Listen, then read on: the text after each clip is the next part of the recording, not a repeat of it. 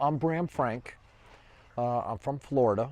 I'm originally from New England. I'm a good Connecticut Yankee and a Green Mountain boy because I'm in Vermont. My system is CSSD SC, which is Common Sense Self-Defense Street Combat.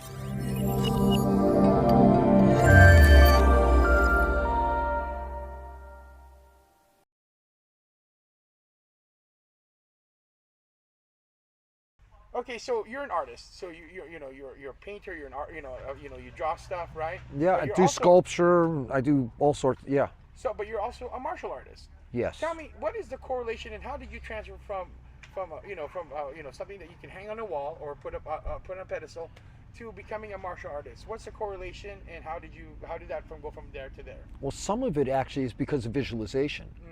I'm a 3D person. I cannot do math. Math is, but when they did like all my tests, when you go put the blocks together, unscramble blocks, 3D visualization, I have no problem with. Right.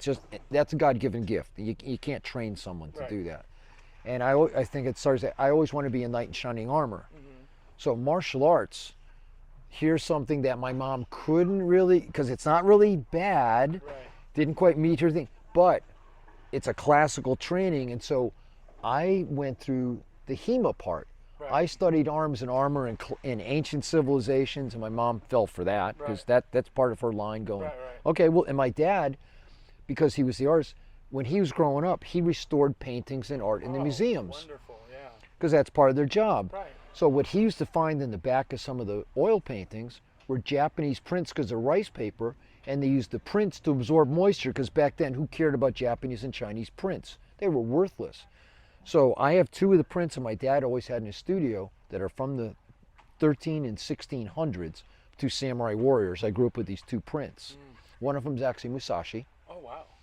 And people go to that and I go, well, they're actually real prints. But all of that told them, we'll let him do it. And I just sort of rolled, and because I wasn't, I told you everything, mentioned I wasn't on comics. My parents were, it was that push-pull thing with them. But Thor I was allowed to have because that's mythology. Yes. So I had Jack Kirby Thor, and I have all of that, and I kept going, I want to do this. And they had a friend, Ajan, who taught, I believe he called it Variani, from India. And he would show me stuff, and mom's going, don't encourage him type thing. Right, right. So by the time I'm 10, I actually started training.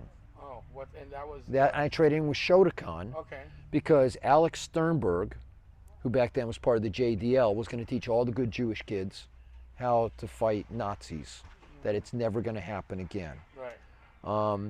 From Alex Sternberg, that rolled to other martial arts over there, and I always wanted to do Chinese arts. And because, like I said, my dad used to restore paintings, seeing this, my mom loved ancient Egypt and ancient Greece. My dad loved ancient Japan and ancient China. So I was exposed to them, and I had to learn brush painting and do whatever, and I practiced on my own. I figured there had to be books. Did you know there were no books back then? Wow. No step. And one of the very first books cost me $6 whole. My mother was upset. It was my birthday present.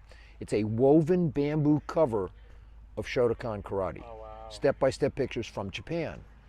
So I used to practice on my own. And then Paul Van Stone, neighbor, got into the military because of Vietnam, and he went into the special forces. And he would come home and teach me on the front lawn actual combat applications. I went, I like this because it's a soldier. Yeah, exactly. And all of that eventually carried through for me because I ended up developing my own tools and system based on combative arts, not, traditional / arts or sport art. Right.